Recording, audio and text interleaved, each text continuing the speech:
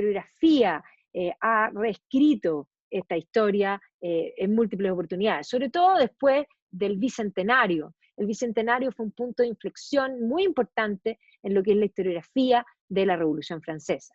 Y cuando hablamos de historiografía hay que comprender que la historia la hace el historiador, y por lo tanto la historia objetiva o 100% objetiva no existe. Hay historiadores que son más serios y que de alguna manera muestran todas las visiones, pero hay otros historiadores que cuentan la historia de acuerdo a su ideología o a su visión de mundo y que toman ciertos, digamos, hechos y omiten otros.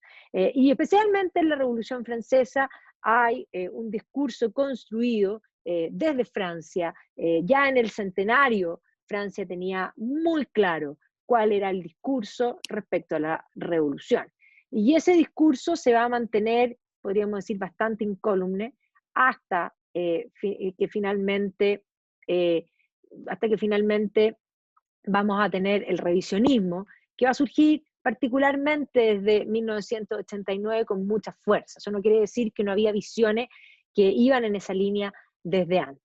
Pero para poder entender este proceso que es tan emblemático y que va a afectar no solo a Francia, sino que es un evento que va a afectar a todo el continente y más allá del continente. O sea, efectivamente estábamos antes conversando y dicen, bueno, ¿cuánto hay de las ideas de la revolución en Chile? Muchísimas. Latinoamérica en sí va a también a ser permeada por las ideas de la revolución, por lo tanto los impactos de la Revolución Francesa a nivel político y ideológico, porque aquí van a surgir varias de las temáticas que nosotros planteamos hoy día, desde ya el concepto de hablar directamente de izquierdas y derechas y de socialismo como tal, van a surgir de aquí. Por lo tanto, es un evento que sigue teniendo muchas cosas que están permanentemente vigente, digamos, sobre la mesa hoy. Entonces vamos a retroceder un poco en el tiempo hacia el llamado racionalismo. El racionalismo es un momento determinante en la historia de nuestra cultura cristiano-occidental. Básicamente es la segunda síntesis de Occidente. Y cuando digo síntesis, es la segunda forma de ver completamente de un modo todo, no solo el mundo, sino que todo. Cuando nuestra cultura nace tras la caída del Imperio Romano, efectivamente se combinan por una parte, podríamos decir, ese saber, esa forma de pensar del mundo grecorromano, y básicamente cuando digo la forma de pensar es la idea de que la verdad existe, y no solo que la verdad existe, sino que la verdad se puede alcanzar. Esa noción de que la verdad es alcanzable es fundamental y es lo que vamos a heredar de ese mundo greco-romano como una unidad. Vamos a tomar la estructura social, jurídica de los germanos, el derecho consuetudinario va a ser una de las primeras cosas que va a primar, independiente que después se va a rescatar también el derecho positivo, sobre todo por el lado del derecho romano y del derecho eclesiástico también. Pero efectivamente el derecho a la costumbre va a ser lo que va a primar en el periodo principalmente temprano medieval. Y el cristianismo. Entonces esas tres cosas van a dar una visión de mundo que va a ser una visión de mundo que va a primar durante todo el periodo medieval, incluso llevado a lo que nosotros llamamos aún el Renacimiento, o sea, incluida la Reforma, la visión de mundo va a ser una visión teocéntrica, donde Dios es lo más importante, el hombre es lo segundo y el mundo es lo tercero. ¿Y por qué digo eso? Porque eso va a implicar que todo se va a entender desde el punto de vista de Dios. Es decir, en política, ¿quién es el soberano? El soberano es Dios. Y por lo tanto, Dios está primero, el hombre está segundo y el mundo está tercero. En el arte religioso va a ser lo más importante. Aquí vemos esta ilustración que muestra a Dios creando el mundo con un compás, o sea, es decir, el mundo redondo. Yo siempre me río con estas ilustraciones, con ese mito de que el mundo medieval pensaba que la Tierra no era redonda. A ver, ¿qué se dibuja con un compás? Yo hago una pregunta abiertamente, porque ahí hay mucho mito en torno a la historia. Y efectivamente esta visión de mundo de que Dios es lo primero, el hombre es lo segundo y el mundo lo tercero, es lo que va a primar durante todo el periodo medieval y hasta el llamado racionalismo. Y efectivamente el hombre va a apuntar con todo su ser hacia Dios y por lo tanto va a tener dos herramientas que son la fe y la razón que van a buscar llegar a Dios. Pero efectivamente la fe y la razón en el siglo XIV se van a dividir y esto va a implicar que la fe sola, sin la razón de la mano, va a terminar dividiéndose y se va a formar o se va a producir en Occidente lo que conocemos como la Reforma. Y la razón va a quedar olvidada porque básicamente para ese mundo lo más importante era Dios y se había establecido con las corrientes fideístas que lo único que nos permitía llevar a Dios era la fe. Y por lo tanto, la razón, podríamos decir, va a quedar de modé. ¿Ya? Pero la razón va a surgir en gloria y majestad con el llamado racionalismo. O sea, cuando nosotros tenemos a un René Descartes que plantea en su discurso del método, pienso, luego existo, eso significa que un hombre, yo, persona humana, tengo el pensamiento y con mi pensamiento yo creo la realidad. Las cosas no son porque sean, las cosas son porque yo las pienso. Básicamente lo que está proponiendo René Descartes es que el hombre crea la realidad. Y entonces esto es un cambio, pero radical. Aquí vemos esta ilustración de uno de los genios, vamos a hacer un ciclo prontamente donde vamos a abarcar a este personaje, de William Blake, y William Blake aquí dibuja a Adán. Y ahora es Adán el que tiene el compás en la mano. Ahora es el hombre el que crea la realidad. Y de alguna manera la visión de Dios, que sigue existiendo, esta gente todavía es creyente, Dios pasa a ser un Dios creador que se va. O sea, Dios creó el mundo y después de crear el mundo se cansó y podríamos decir, se fue a un spa a descansar, a ver cómo el mundo funcionaba ahora solo. Creó el mundo con reglas, con pesos y medidas y lo dejó funcionar solo. Y evidentemente que esta visión va a permear todo. Y evidentemente vamos a tener que inmediatamente, porque no es solamente Descartes, junto con Descartes está Sir Francis Bacon, y Francis Bacon efectivamente había inaugurado la línea de lo que llamamos el racionalismo práctico. Es decir, Francis Bacon va a llamar a instaurar el imperio del hombre en el mundo, a dominar, a controlar la naturaleza. Y eso va a implicar que efectivamente al fundirse, por ejemplo, en la figura de Galileo, los dos métodos, el método inductivo y el deductivo, que podríamos decir por una parte es Bacon desde los sentidos y Descartes desde la premisa general a lo particular, va a empezar el gran desarrollo de la ciencia. Y como va a decir Galileo, la naturaleza está escrita en lenguaje matemático. Y así como Galileo, nos vamos a encontrar que efectivamente lo que va a suceder inmediatamente después del racionalismo es lo que denominamos la llamada ilustración. El concepto de ilustración, que en español suena como luz, pero suena como a ilustrado, porque es la luz de la razón. Pero cuando nosotros lo decimos en otros idiomas, por ejemplo en inglés, nosotros decimos enlightenment. Y efectivamente son los iluminados. O sea, es como el concepto es más fuerte aún que decirlo en español. Y efectivamente estos iluminados por la luz de la razón van a empezar a encontrar de alguna manera la verdad. Y por lo tanto la ilustración va a tener una obsesión por ese dominio, por ese control de la naturaleza, por querer medir todo, porque si yo mido todo, yo controlo y domino la naturaleza. Y no solo eso, por catalogar todo, por ponerle nombre a todo. Y eso explica los viajes científicos y esa obsesión por ponerle nombres en latín a todas las cosas que tenían nombre. Efectivamente, el mundo oral sí le había puesto nombre a todas las cosas, pero ahora es en el fondo el concepto que plasma tan bien Antoine de Saint-Exupéry en El Principito, cuando el Principito se encuentra con el zorro le dice, domestícame. Y el Principito le pregunta, bueno, ¿y cómo te domestico? Y le dice, ponme un nombre, y yo seré único para ti, y tú serás único para mí. Porque la forma de poseer, de dominar, es poner nombre. Entonces, los viajes científicos que van a comenzar a surgir, efectivamente van a tener que ver con eso. Y no solo eso, sino que Newton va a desentrañar esos secretos de la naturaleza, esos secretos que estaban tan guardados de las leyes, de esas leyes divinas. Dios creó el mundo con pesos y medidas. Y ahora que Newton nos ha entregado, podríamos decir, ese secreto de esas leyes, podemos dominar el mundo y reproducirlo a voluntad, y como diría Bacon, como en un laboratorio. O sea, el concepto de la ciencia que se va a separar de la filosofía y se va a separar de las universidades es lo que va a empezar a surgir. Entonces, efectivamente, Newton es determinante por buscar estas leyes que supuestamente son para siempre y que son absolutamente inmutables. Hoy día sabemos que Newton, o más bien la física de Newton, está superada digamos, en ciertas digamos, aspectos, porque Newton no podía saber eso, pero si nosotros nos trasladamos a todo lo que es el mundo de la nanotecnología, las leyes de Newton no funcionan. ¿Ya? Pero obviamente Newton no podía saber eso. ¿Ya? Y evidentemente las leyes que va a encontrar van a ser tremendamente determinantes para el desarrollo de la ciencia que se va a gestar en este periodo que es de grandes y enormes cambios.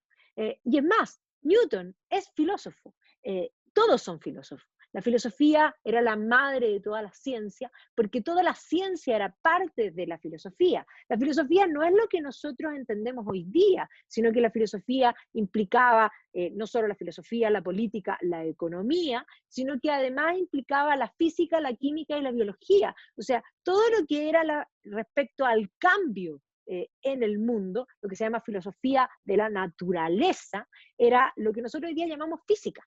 ¿Ya? Y por lo tanto, no es raro que el libro de Newton se llame Filosofía Naturalis, filosofía natural, principia matemática. Esta idea de que la matemática nos puede ayudar como instrumento deductivo a desentrañar esos secretos de la naturaleza que a través de, podríamos decir, experimentos prácticos podemos corroborar. Y por lo tanto, los dos métodos comienzan a trabajar de la mano. Entonces, esta obsesión de medir, de catalogar, va a implicar muchas invenciones, entre ellas la idea de dividir el globo terrestre en cuadrantes. ¿Para qué? Para poder ordenarse y poder viajar de un modo distinto, o sea, dividir el mundo y poder ubicarse en esas medidas. Los paralelos son naturales, los paralelos dependen, y de eso dependen los climas, pero los meridianos no existen.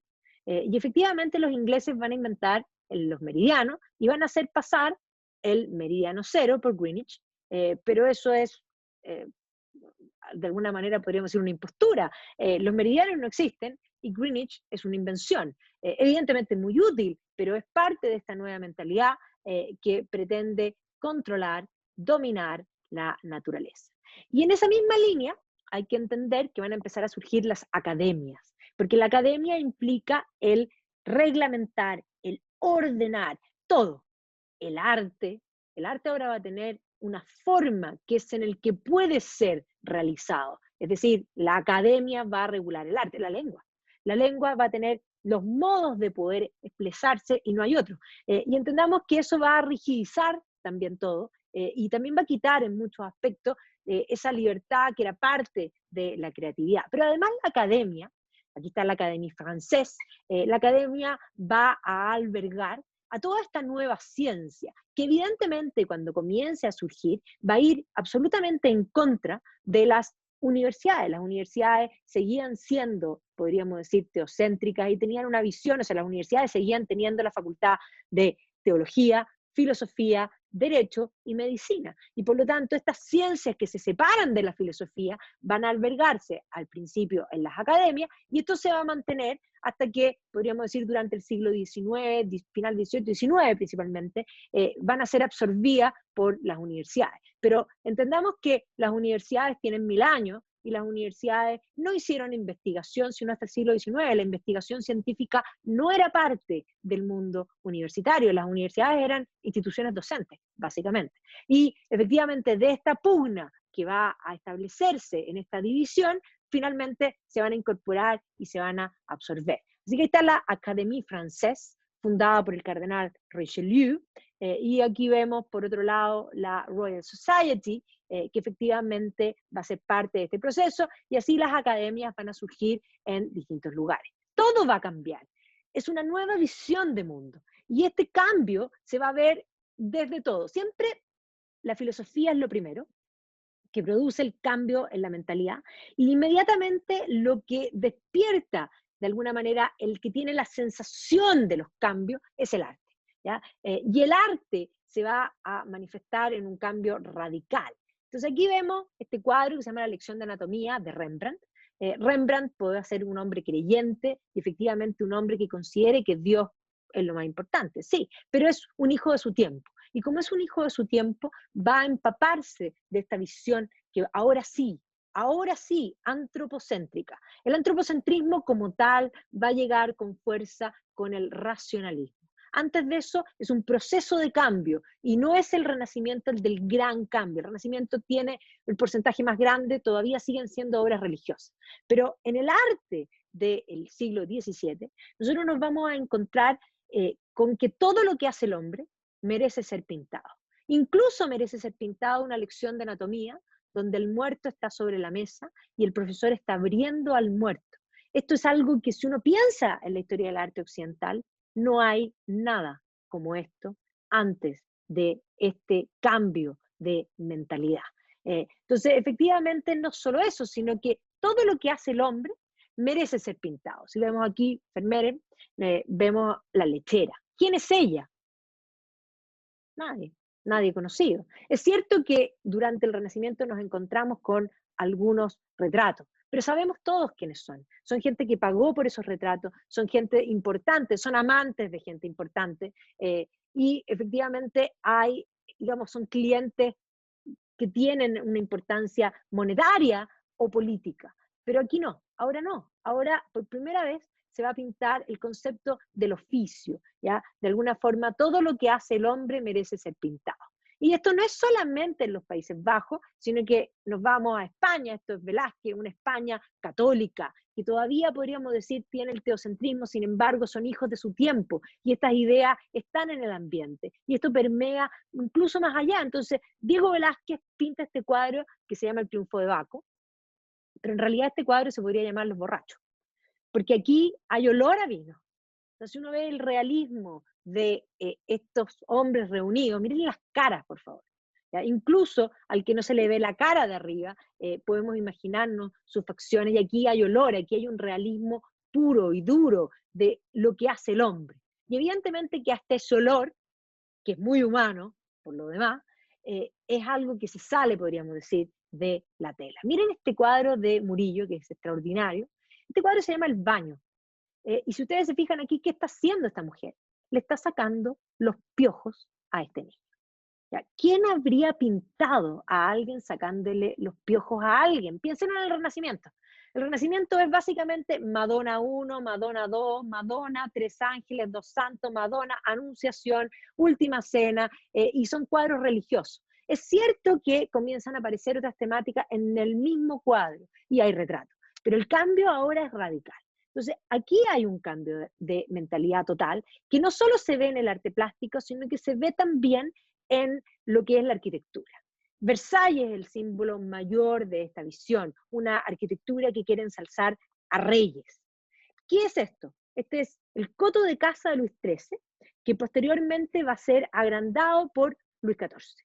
¿Y qué vemos en el centro? La estatua del rey, estatua ecuestre del rey. Y detrás de esa estatua ecuestre del rey está la habitación del rey. Esto es un lugar donde todo es la oda al rey. Es más, la capilla se va a construir en un costado 50 años después, lo que muestra un gran cambio de mentalidad. Si uno contrasta esta arquitectura con, por ejemplo, el Escorial es un gran monasterio con una iglesia en el centro y alrededor hay un palacio. Y por lo tanto, es una visión teocéntrica. Aquí hay antropocentrismo puro, ¿ya? Y duro, tal y cual. Y vemos además el concepto de incorporar las matemáticas, la simetría, ventana, ventana, pilar, pilar, ventana, todo es igual. El jardín dominado, controlado, controlar y dominar la naturaleza, a voluntad, eso es lo que se ve. Y esto también se va a ver en, por ejemplo, en el deísmo. Aquí está Lord Herbert of Cherbury, que va a ser el primero en plantear la idea de una religión natural, sin misterios, una religión tan pura como el hombre mismo, podríamos decir.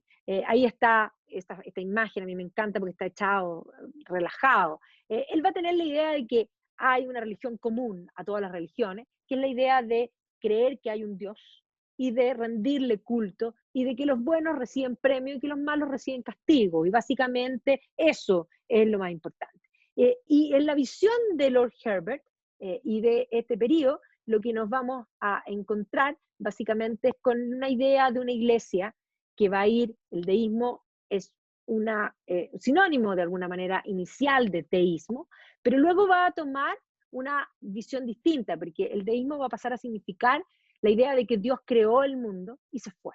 Y el mundo funciona sin Dios, es un Dios existente, pero disminuido, porque en la visión anterior Dios había creado el mundo, sí, pero además Dios actuaba sobre el mundo. Entonces, si nosotros vemos a San Agustín de Hipona, San Agustín de Hipona no solo cree en el Dios creador, providente, la providencia divina es que Dios actúa en el mundo, sino que además San Agustín cree que nosotros no hacemos nada sin que Dios actúe. Por lo tanto, deja esa semilla que complica después para el concepto de la libertad humana. Entonces, aquí la idea es que Dios creó y se fue.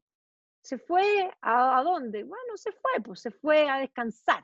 ¿Ya? Se quedó cansado después de toda esta creación y se fue.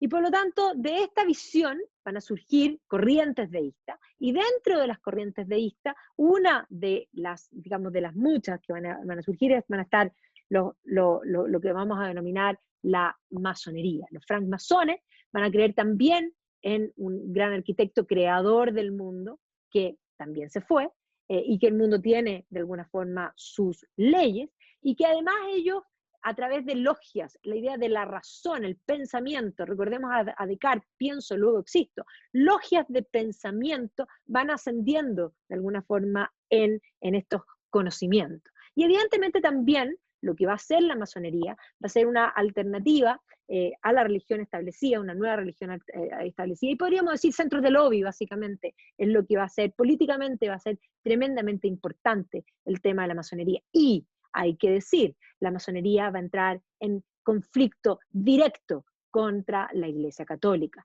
Todas estas visiones van a ir aumentando en un concepto que va a ser el anticlericalismo, porque efectivamente la Iglesia como ente político tenía un poder inmenso y evidentemente el poder terminar con ese poder era fundamental. Los masones van a entrar tremendamente duro contra la Iglesia y específicamente duro contra los jesuitas, y van a lograr que terminen siendo suprimidos incluso, van a hacer el lobby hasta a nivel papal, porque van a ser expulsados los reinos y posteriormente suprimidos como orden por el mismo papado. O sea, el poder de los masones va a ser inmenso. Y dentro de esta línea del deísmo, va a surgir dentro de la Ilustración francesa la figura de Voltaire.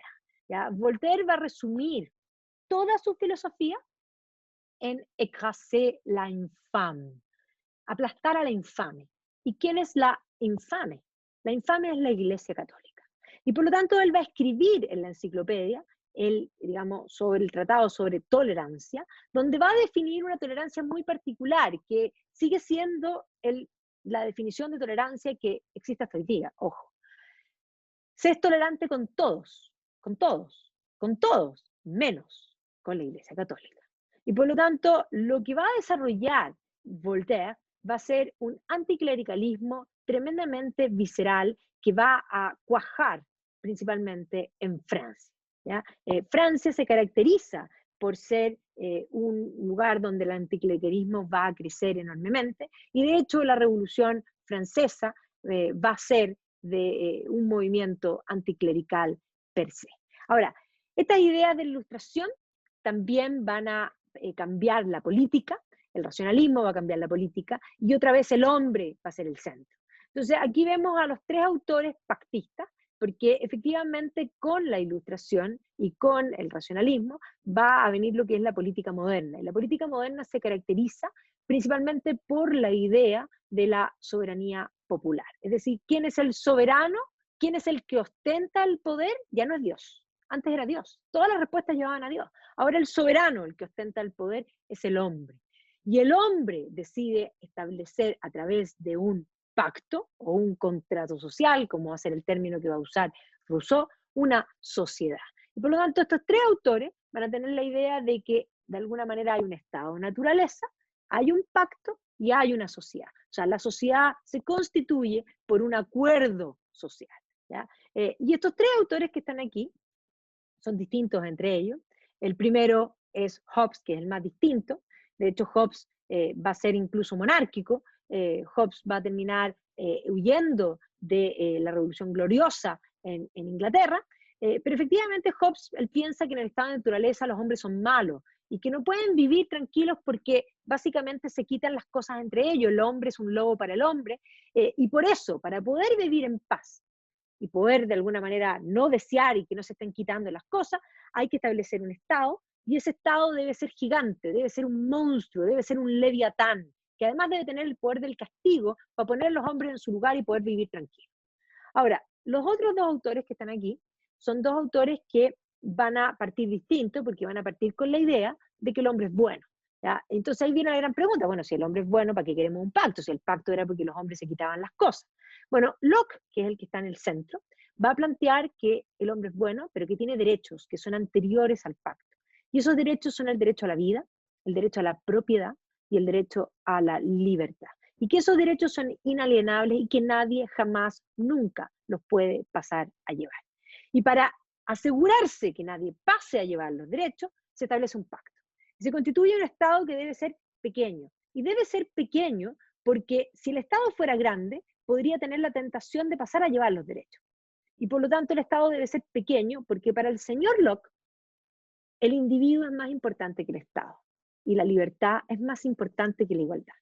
Pero a mí el que me interesa hoy, para el tema que nos convoca, es el personaje que tengo aquí, el buen mozo del pañuelo blanco, Jean-Jacques Rousseau.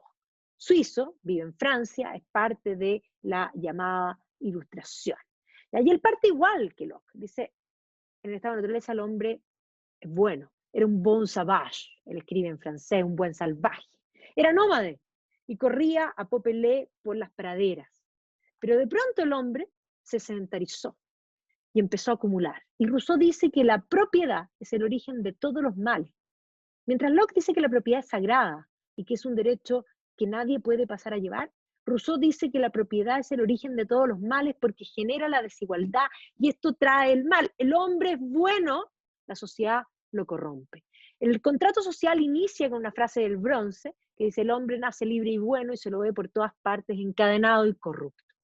Es culpa de la sociedad, es culpa de la propiedad, es culpa de la desigualdad. Y para devolver la bondad perdida, hay que hacer un contrato social, donde él dice que todos entregan su voluntad a un algo que es superior, y casi una esfera perfecta, que lo llama la voluntad general y que dice que nunca se equivoca, y esta voluntad general elige un Estado que debe ser grande, y debe ser muy grande porque él cree que solo el Estado puede devolver esa bondad perdida. Él cree que solo el Estado puede redistribuir, porque lo que genera la desigualdad, lo que genera el mal es la propiedad, y por lo tanto hay que repartir eso. La igualdad, para el señor Rousseau, es más importante que la libertad. Y el Estado es más importante que el individuo.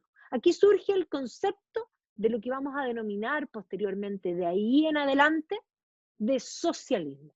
Y esa visión, esa corriente política de Rousseau es la que se va a plasmar y se va a hacer carne, básicamente, en este proceso que estamos ahora revisando. Entonces son los iluminados por la luz de la razón. Y es efectivamente esta visión racionalista la que va a establecer, entre otras cosas, a través del revisionismo histórico, por ejemplo, que la Edad Media es oscura. Esa visión que la tenemos tan absolutamente que es como repetida, si la Edad Media era oscura, esa gente era ignorante, esa gente no se bañaba, todas esas cosas son mentiras. La Edad Media no era oscura, pero para el ilustrado que tiene una visión ideológica distinta, necesita de alguna manera hacer una propaganda que vaya en contra de un periodo que era teocéntrico. Entonces, la historiografía que se va a producir por racionalismo es el que va a acusar de oscurantismo, de ignorancia a, digamos, el periodo llamado medieval.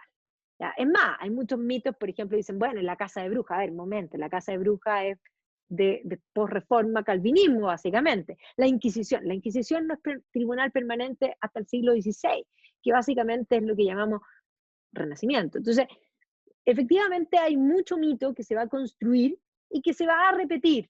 como todas las cosas, como copy-paste. El copy-paste, que claro, es comando en el fondo C, y que después uno lo usa en el computador, ha existido siempre. No había computador, pero las ideas se repetían. Y efectivamente esta nueva visión de mundo va a ser un nuevo compendio del saber, que va a ser la Encyclopédie Française, va a albergar todo este nuevo saber, y Diderot y D'Alembert van a ordenar toda la realidad ahora por abecedario, porque todo lo que hace el hombre es importante, y por lo tanto vamos a ordenar por abecedario para que nadie se enoje, y Dios va a quedar en la D en castellano, y en alemán va a quedar en la G, y en inglés va a quedar en la G, ¿ya? Y que Dios no se enoje porque, bueno, su palabra, su nombre se escribe con esa letra, ¿ya? Y por lo tanto, todo va a tener digamos, el mismo rango, ya no va a estar ordenado como estaba ordenada la Suma Teológica, que es el gran compendio del saber, podríamos decir escolástico, que está ordenado jerárquicamente. Ya no hay un ordenamiento jerárquico, porque todo lo que hace el hombre merece ser pintado y de alguna manera considerado. Y por lo tanto se van a crear todos estos grupos de ilustrados que van a discutir y van a estar iluminados por la luz de la razón y que van a replantearse la realidad. Así tenemos que ver como antecedente primero esta parte que es el pensamiento, pero también tenemos que ver como antecedente ciertas cosas sociales que eran importantes de considerar en Francia. En Francia seguía siendo una sociedad estamental. Los estamentos son división social por funciones, es decir, hoy día nosotros tenemos una división social que son segmentos de consumo, o sea, la gente sigue hablando de clases sociales, pero hoy día nosotros no tenemos clases sociales. Las clases sociales están divididas literalmente por plata, y eso es principalmente el siglo XIX, comienzo del siglo XX. Pero efectivamente los segmentos de consumo, que es lo que tenemos hoy día, nosotros tenemos el ABC1, tenemos el C2, el C3, y el ABC1 agrupa a grupos muy diversos. El A gana muchísimo dinero, y mucho más que el B, y inmensamente más que el C. Pero no importa que ganen unos mucho, mucho más que otros, porque ese es un solo segmento, que consumen las mismas cosas, unos con esfuerzo, otros sin esfuerzo. Pero básicamente así se ordena la sociedad hoy día. Antes de eso eran las clases, que eran literalmente plata. Pero antes de eso, no era eso, no era el dinero, sino que era, de alguna manera, las funciones. Y esto es una división social que venía desde lo que podríamos decir la Edad Media, de la Constitución de Occidente. Y los estamentos eran tres. El primer estamento es el clero, que tiene una función social, que debe velar por las almas. El segundo estamento es la nobleza, que también tiene una función social, que debe proteger, digamos, al resto de los estamentos. Y el tercer estamento, que básicamente eran los campesinos y los artesanos, no tenían funciones sociales, digamos, directas hacia otro estamento, sino que ellos trabajaban y producían, y son por lo tanto, los que reciben de los nobles la defensa, y los que reciben del clero todos los sacramentos y todas las, digamos, prebendas que son necesarias para la vida espiritual, ¿ya?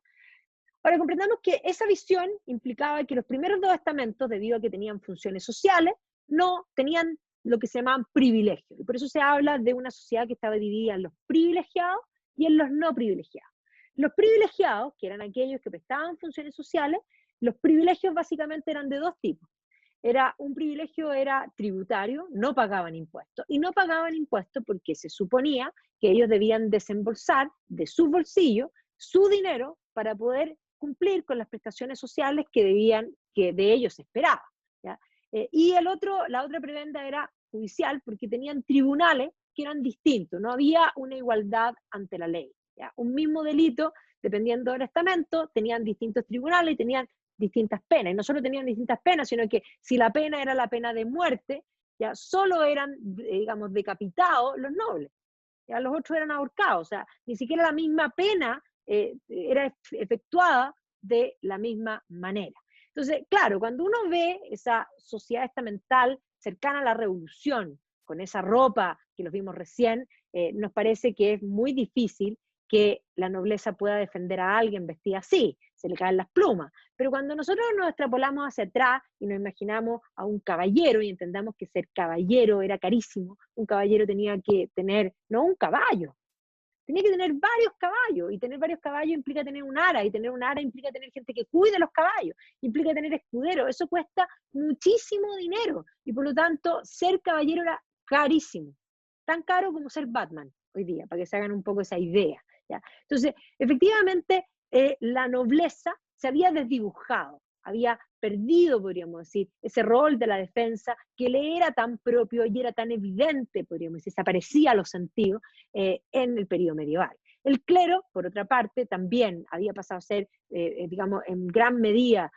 una figura de una parte de la política contingente también, pero no nos olvidemos de este clero que había creado la sociedad occidental y que, es más, había perfeccionado el vino, el champán, la cerveza, disecado los pantanos, en fin, una serie de cosas que son fundamentales. Entonces, efectivamente, cuando nosotros vemos estas ilustraciones medievales, la división de la sociedad estamental nos hace sentido. Y por otro lado, el tercer estado, que eran campesinos, principalmente, artesanos, que además en la medida que vayan surgiendo las ciudades, va a surgir un nuevo tipo humano, que va a ser la burguesía, que va a buscar también, siempre va a haber esta aspiración de llegar a ser noble, ¿ya? Es más, la idea de ennoblecerse. Los estamentos no son rígidos, son móviles. Y en la medida que vayan surgiendo burgueses con gran dinero, a través de matrimonios se van a ir logrando ennoblecerse o a través de cargos. ¿Ya? Es más, muchos, podríamos decir, burgueses que les iba bien, van a hacer que sus hijos estudien derecho para que a través de cargos públicos, cargos políticos, es decir, nobleza de toga, pudiesen ennoblecerse. Pero la sociedad, como toda, buscaba la nobleza. ¿Ya? Y por lo tanto, para la época nos encontramos con una nobleza que efectivamente no se lo imaginen aquí defendiendo a nadie, sino que una nobleza que se ha desdibujado en sus funciones. ¿Y por qué se ha desdibujado en sus funciones? Básicamente esto se debe a los gobiernos anteriores. Cardenal Richelieu va a ser una figura fundamental en el cambio también como un cardenal que como figura eclesiástica va a ser principalmente un político, un gran político, sin duda, no sé si hombre de iglesia tan piadoso, pero sí un gran político. Y Luis, digamos, va a ser el ministro de Luis XIII, y Luis XIII va a aceptar las ideas del cardenal Richelieu, y el cardenal Richelieu lo que quiere hacer es convertir a Francia en una potencia de primer orden. Y para eso él quiere además fortalecer el poder del rey, y él va a tomar dos medidas. Para poner a Francia como una potencia de primer orden, va a incursionar en una serie de guerras internacionales, lo que va a implicar, entre otras cosas, un gran gasto fiscal. Y por otro lado, para poder fortalecer el poder del rey, Richelieu tenía claro que para darle el poder del rey, se lo tenía que quitar a los señores. Los señores, es decir, el feudalismo, los señores feudales muchas veces, eran más poderosos que hasta el rey. Y por lo tanto, para poder quitarle el poder a los señores, Richelieu va a tener la genial idea de empezar a convertir a la nobleza en una nobleza cortesana. Y evidentemente que la idea de la construcción de este coto de casa que Luis XIII va a iniciar, va a terminar plasmándose finalmente en el gobierno de Luis XIV, que Luis XIV, siguiendo la misma línea de concentrar el poder en su persona, va a terminar diciendo, o no, porque la frase no la habría dicho, l'état c'est moi. Pero efectivamente el Estado soy yo, refleja muy bien digamos, la forma de gobernar que va a tener Luis XIV. Luis XIV va a decidir, una vez que toma el poder, que quiere gobernar solo. Todos los reyes de la historia de Francia no habían gobernado solos, gobernaban con lo que se llama la Asamblea de Representación de los Estamentos, que es lo que se llama en Francia la Asamblea de los Estados Generales, que se llama en Inglaterra Parlamento, que se llama en Alemania la Dieta, que se llama en España las Cortes. Y entonces en esa asamblea, para ciertas materias, el rey no podía tomar decisiones solo y debía consultar a la asamblea de representación de los estamentos donde el clero, la nobleza y el Estado llano estaban representados. Pero Luis XIV va a decidir que él no quiere gobernar con la asamblea de los Estados Generales y va a decidir no convocarla y no la va a convocar nunca más. Así que el concepto del état c'est moi se va a cumplir. Y es más, va a convertir a Versalles en esta corte donde además todo va a ser el culto a su persona, y aparece vestido como con plumas, porque además él va a ser, entre otras cosas, el que va a inventar el ballet. Es decir, la corte en torno a él, viéndolo bailar ballet, que debe haber sido algo gracioso, no ahí cuando era joven, pero posteriormente sí. Aquí, bueno, en la serie Versalles, que está en Netflix, ya que estamos a modo serie, se refleja tremendamente bien la corte de Luis XIV, ¿ya? Para que la vean, es interesante, eh, sí, un poco larga en el fondo, pero me parece algo interesante para que lo vean. Pero aquí pueden ver esta ilustración con las áuricas, ¿no es cierto? Y con la luz atrás, el rey sol. Pero miren esa estampa, ahora imagínenselo bailando ballet, no debe haber sido algo fácil. Pero además imagínense que bailando ballet él nadie podía reírse, porque Luis XIV era realmente de armas tomar. Luis XIV va a continuar con la misma idea de guerras continentales, que le van a permitir, el ganar guerras es lo que permite de alguna forma convertir a Francia en una potencia de primer orden. Y por lo tanto, Luis XIV sin duda va a gastar más de lo que tiene, pero va a gobernar con una mano tremendamente dura. Estos son los consejeros, la gran duda es cuánto tomaba en cuenta realmente a los consejeros, pero Luis XIV gobernó como él quiso, y también va a ser un gobernante que cree en la ilustración, en la ciencia, y que va a hacer una serie de cosas, digamos, importantes para esa línea. Ahora, Luis XV no va a tener el genio de Luis XIV, pero va a seguir la misma idea de los gobiernos anteriores. Va a seguir gastando más de lo que produce, y por lo tanto el déficit fiscal va a ir en aumento. Pero le va a faltar la genialidad de Luis XIV, y esto va a generar sendos e importantes problemas. Va a continuar con las guerras, e incluso se va a meter en guerras más allá de los territorios, digamos, europeos. Se va a desangrar efectivamente en las guerras en Norteamérica, en la llamada Guerra de los 7 Años, que va a ser vencido, digamos, por los ingleses, y lo que tenían los franceses van a perder, en el fondo las 13 colonias inglesas van a lograr posicionarse y van a ganar una cantidad de territorio por sobre lo que eran los territorios franceses en Norteamérica. Pero evidentemente esto va a ser algo que va a aumentar el déficit fiscal, y esto va a implicar que cuando muere Luis XV y asume Luis XVI, Luis XVI hereda un reino quebrado. O sea, Luis XVI está quebrado desde el principio. ¿Ya? El forado fiscal fue en aumento, cada vez más en aumento, y con la falta de genialidad, de alguna manera, tampoco eso va a ayudar. Luis XVI no es un hombre malo, para nada. Es un hombre débil. Tampoco me atrevo a decir que sea tonto, no era tonto, pero le faltaba temperamento, sin lugar a dudas. Yo siempre me he preguntado, pero en la historia no existe el what if, ¿qué habría pasado si para 1789 habría estado gobernando Luis XIV? Bueno, la verdad es que no hay que ser genio para entender que si eso hubiese sido así, no habría habido Revolución Francesa. Pero no gobernaba Luis XIV, gobernaba Luis XVI. Luis XVI va a tener el problema endémico de las finanzas, que lo va a complicar en su gobierno desde el comienzo, ¿ya? Y por lo tanto, esto va a ser tremendamente complicado, porque va a tener distintos ministros de economía, que los va a ir cambiando uno por otro, que cada ministro le recomendaba lo mismo: usted tiene que convocar a la Asamblea de los Estados Generales, porque usted debe subir los impuestos.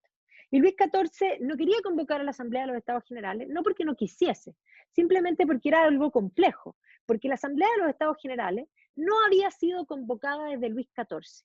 No había nadie vivo que supiera cómo tenía ni siquiera que sesionar la asamblea, ni cómo se tenían que sentar, ni cómo tenían que votar. Esto era tremendamente complejo, y por lo tanto va a intentar evitar.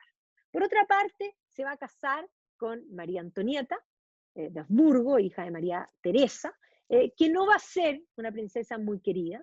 De hecho, ella va a llegar muy joven, va a venir de Schönbrunn directamente a Versalles, y por lo tanto culpar a María Antonieta de, digamos, de no tener corazón es absolutamente absurdo, porque María Antonieta no conoció tampoco, no era una persona que tuviera gran mundo tampoco, ¿ya? Es más, podríamos decir, tal vez María Antonieta era una especie de prisionera en una prisión de oro, pero efectivamente su vida era compleja, además muy compleja, porque no la van a querer en Francia para nada, ¿ya? Y no lo va a pasar nada de bien. O sea, la vida de María Antonieta no es precisamente miel sobre hojuelas, para nada. Y por lo tanto ella en su pena, porque además su marido va a ser complejo, porque además va a tener un problema fisiológico que va a impedir que puedan consumar el matrimonio por largo tiempo, y además lo más importante para María Antonieta era generar herederos, y por lo tanto no van a generar los herederos, esto va a causar una serie de rumores. Por otra parte, María Teresa de Austria le va a escribir a la hija diciéndole, bueno, tienes que tener hijos. O sea, la presión era tremenda, y por otro lado en la corte no la querían, la consideraban una extranjera, y por lo tanto ella se va a refugiar, sí, en cosas banales. Es cierto que María Antonieta probablemente es la primera figura que realmente toma la moda como algo importante.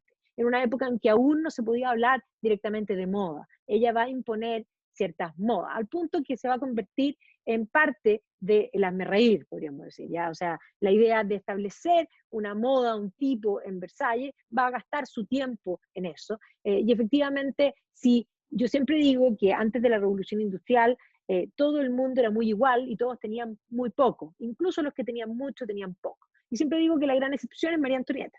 O sea, en los palacios del siglo XVIII no hay closet, pero María Antonieta va a ser la única que va a tener una cantidad de ropa impresionante.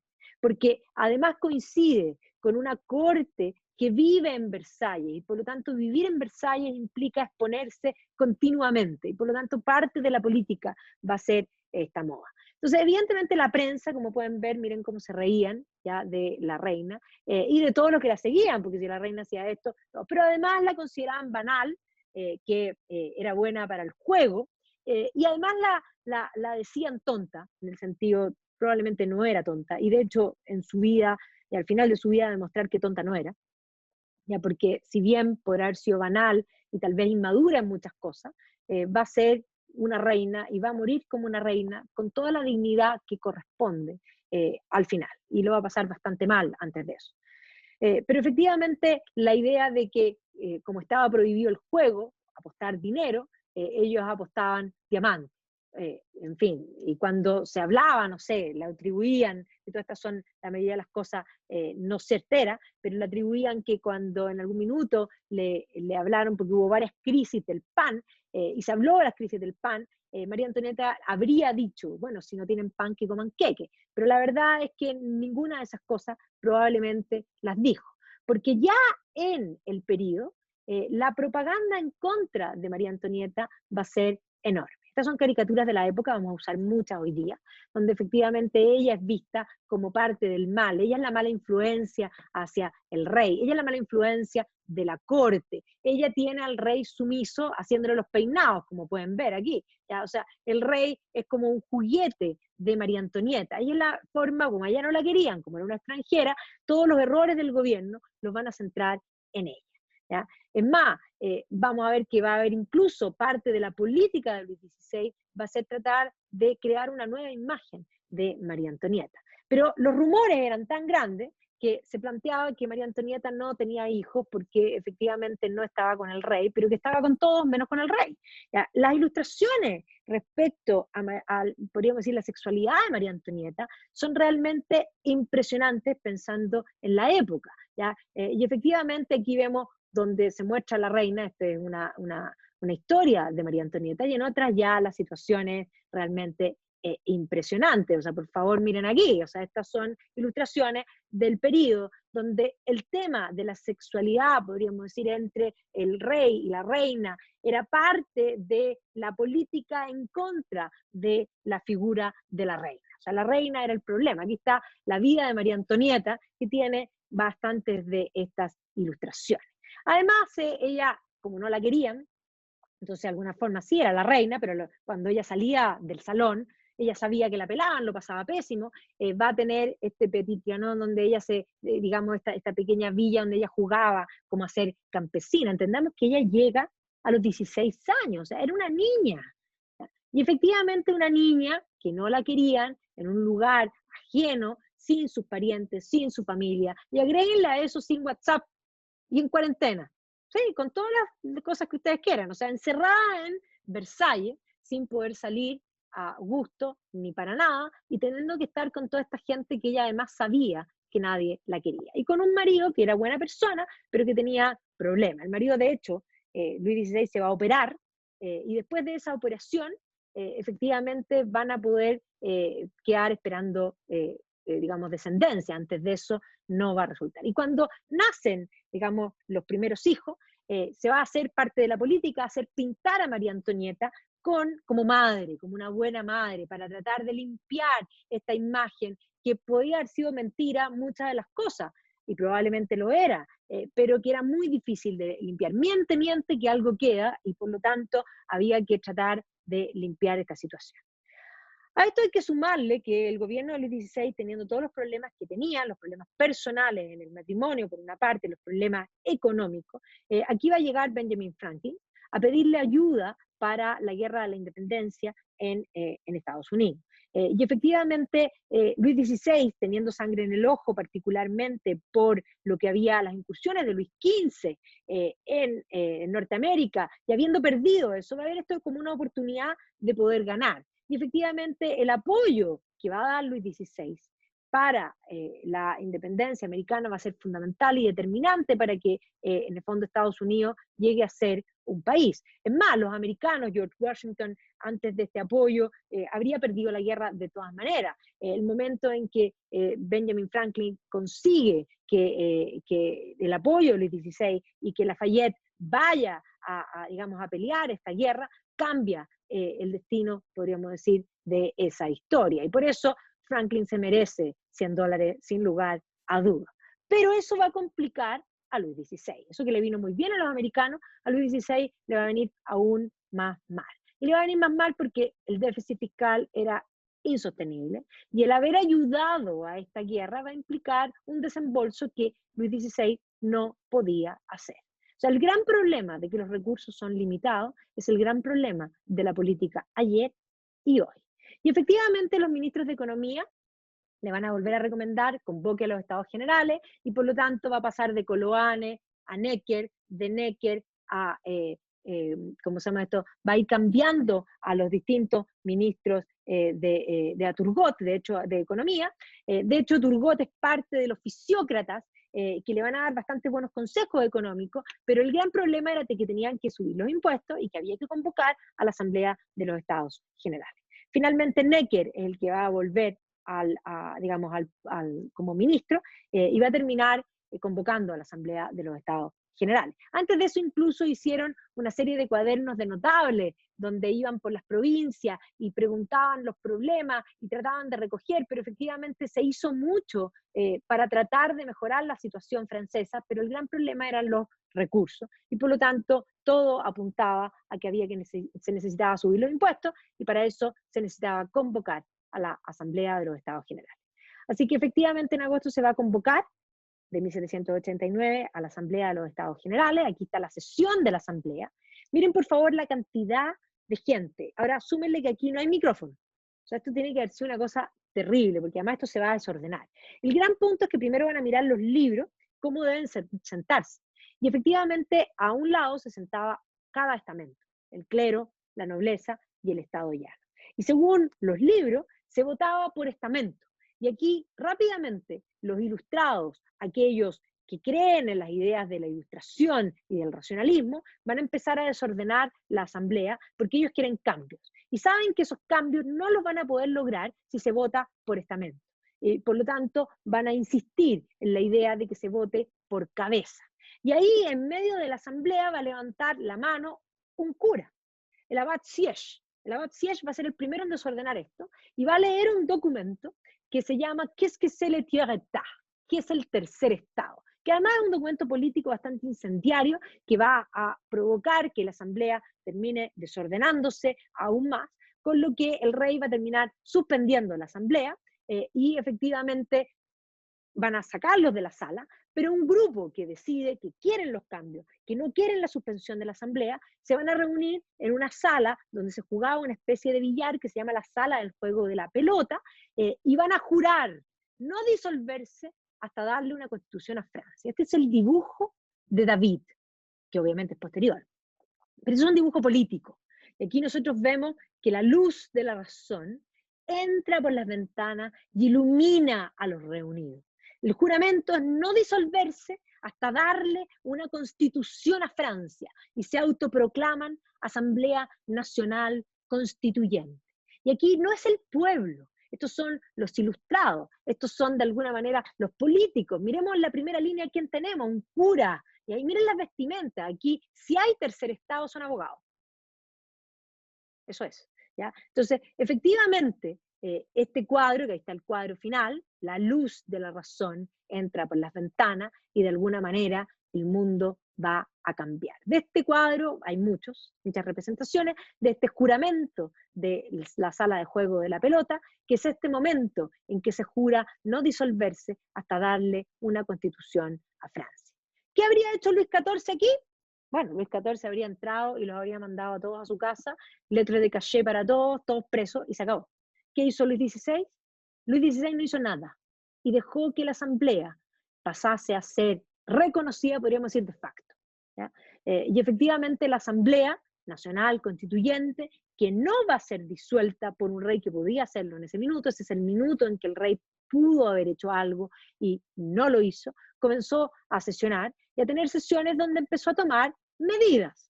Y efectivamente, dentro de las primeras cosas, no de la asamblea, que se va a producir mientras la asamblea se reúne, es que se va a sacar una estatua del rey, que es el primer acto simbólico, podríamos decir, de la revolución. Y el segundo acto simbólico, que es un acto simbólico, es que el día 14 de julio se va a tomar esta prisión, que es la prisión de la Bastille, ¿ya? ¿Y por qué digo que es un acto simbólico? Porque la Bastille era un lugar donde iban los presos, los supuestos presos políticos. Digo supuestos presos políticos porque era un lugar donde el rey tenía la posibilidad de mandar presos a través de un sistema que eran las letras de cachet, sin juicio, ¿ya? Y por lo tanto se suponía que esta prisión estaba llena de presos políticos. Pero la verdad es que no era la verdadera intención el liberar a los presos políticos, pero además no había presos políticos. Para el momento de la toma de la Bastilla, del 14 de julio de 1789, aquí había 7 presos. Y de esos 7 presos eran asesinos, ladrones, o sea, no eran presos políticos. Pero la verdadera razón de tomar la Bastilla era que algunos ya veían que era necesario tener armas, y en la Bastilla se guardaban las armas.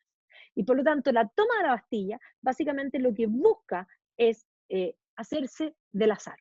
Esta es la gran ilustración que muestra, podríamos decir, resume lo que es la revolución en esta icónica, digamos, representación de la toma de la Bastilla, que va a ser un acto violento, el primer acto violento porque aunque había 7 presos, aquí estaban las armas, y va a haber resistencia, y tras la resistencia van a terminar matando al alcalde de la Bastilla, de hecho le van a cortar la cabeza y la van a poner en una picota, ¿ya? Y por lo tanto, ya la Revolución Francesa, en este comienzo, cortó cabeza. Y cortó cabeza y volvió, podríamos decir, a ese concepto primitivo, tal vez celta, de las cabezas cortadas como premio, ¿ya? Y por lo tanto se van a jactar de esto. Pero sin duda este va a ser un acto simbólico, cruento, pero todavía no determinante. Pero rápidamente la prensa, que también era ilustrada, se va a empezar a mover, básicamente en contra de la idea de la sociedad estamental. Y por lo tanto, la Asamblea Nacional Constituyente, lo primero que va a hacer como medida, va a ser abolir los estamentos. Terminar con digamos, esta división de privilegiados y no privilegiados, y en esta desigualdad, entre otras cosas, ante la ley. El terminar con los estamentos implicaba terminar con la nobleza, el clero y el Estado llano, y hacía que todos pasasen a ser ciudadanos.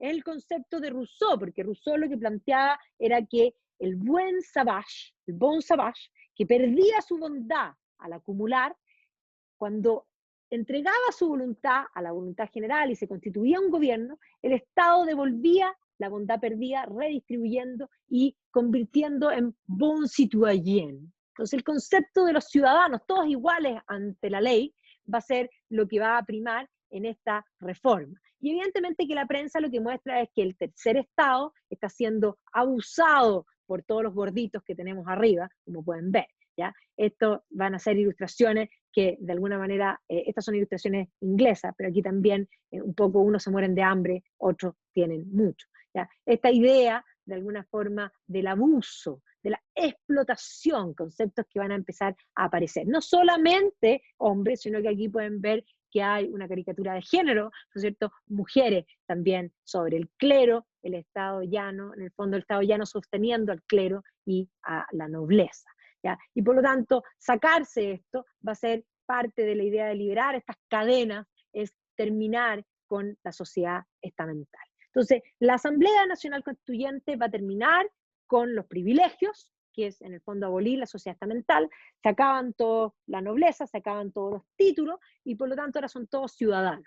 Y de hecho, el marqués de Condorcet, que era marqués, y que ahora ya no es marqués, sino que es el ciudadano Condorcet, copiando a Estados Unidos, va a ser la Declaración de los Derechos del Hombre y del Ciudadano, la Declaración des droits de l'homme et des citoyens, ¿ya? Y va a publicar de alguna manera digamos, esta lista de derechos. Y que es bien importante porque efectivamente la historia es el minuto en que por primera vez los derechos se plasman en, podríamos decir, en una lista, que son derechos sin deberes. ¿Ya? Que era, en el fondo, no es que antes no había derechos, porque básicamente los derechos humanos emanan de la visión y de la tradición cristiana occidental, pero iban acompañados también de deberes. Esta es la primera vez en que se disocian unos de los otros. Pero efectivamente, a pesar de todos estos cambios, con lo, digamos, que había hecho la Asamblea, abolir los privilegios, establecer los derechos del hombre y ciudadano, el problema inicial, que era la crisis económica, seguía igual. Luis XVI tuvo muy mala suerte porque efectivamente en 1789, aparte de la crisis económica y el déficit fiscal existente, va a coincidir con una crisis del precio del pan que va a provocar que haya hambre y que, como yo digo, el pasto seco esté listo para que aquellos que tienen las ideas puedan mover a esas masas y provocar la revolución. Y efectivamente son las mujeres las que van a marchar hacia Versalles, porque están convencidas de que el rey y la reina no saben lo que está sufriendo París, y que de alguna manera los van a ir a buscar. ¿Ya? Son las mujeres las que se mueven porque son las mujeres las que no tienen para darle de comer a sus hijos.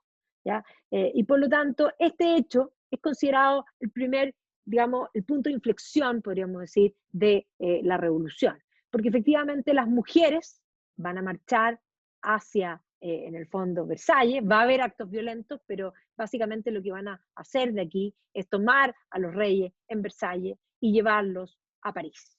¿Ya? Y obviamente que esto va junto con la propaganda. La propaganda lo que plantea es que el clero es inútil, el clero no sirve, al clero lo queremos ver trabajar.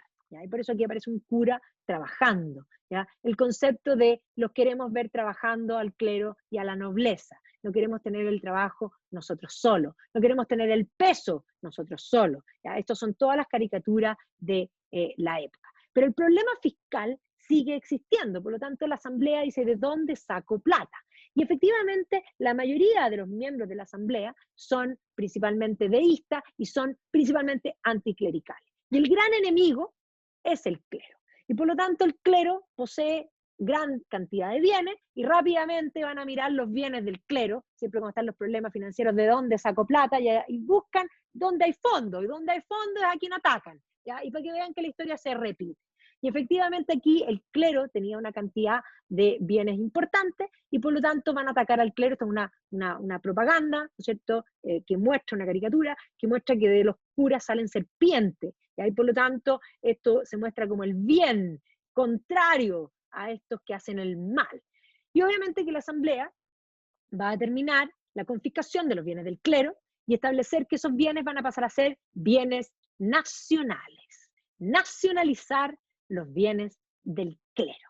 ¿Ya? Y evidentemente que no solamente nacionalizar los bienes del clero, sino que además se va a establecer una constitución civil del clero que va a establecer que ahora digamos, los religiosos van a tener que ser funcionarios públicos. Y aquellos que no quieran firmar la constitución civil del clero van a ser decretados clero refractario. Y si son refractarios se los puede perseguir.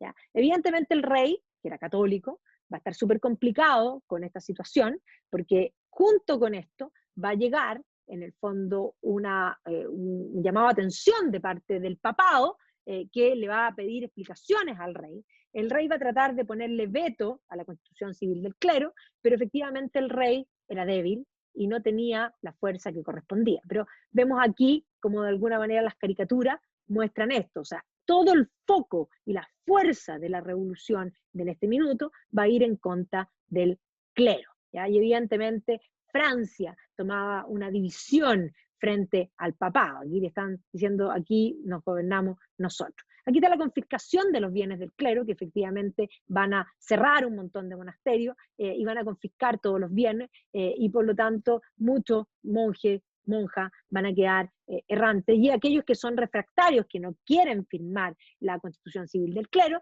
van a comenzar a ser perseguidos. Y efectivamente muchos de ellos ya en las persecuciones van a terminar muertos en esta primera etapa temprana. Esto de alguna manera va a provocar, y aquí está el porcentaje de los sacerdotes que juran, por lo tanto va a haber una enorme cantidad de, digamos, de clero refractario. Y el rey va a estar complicado y va a decidir, ¿qué hago? El Papa me está presionando, ¿qué hago? Decide huir. No era tan mala idea, digamos, el pensar en huir. Su mujer era, en el fondo, la hermana del emperador austriaco, por lo tanto, si cruzaban la frontera y llegaban a Austria, José podía ayudar a María Antonieta y a Luis XVI a recuperar el país, y por lo tanto van a huir.